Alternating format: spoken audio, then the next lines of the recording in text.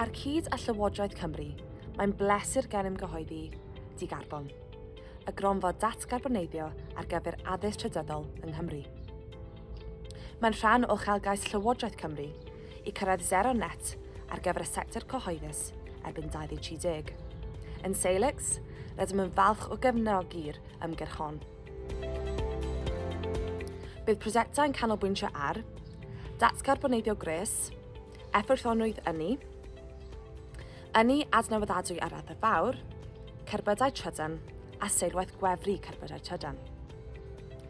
Fel rhan o Digarbon, byddwch modd i ariannu y camau prosiectau, o'r camdilynio i osod a chymosiynu. Tebyg eich bod yn gofyn sut rydym yn asesu prosiectau.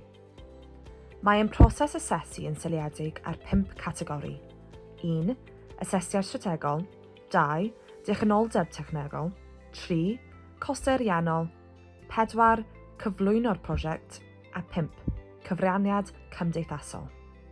Edrychwch ar ein nodiadau canllaw i gael gwybodaeth lawn ac eglurhad.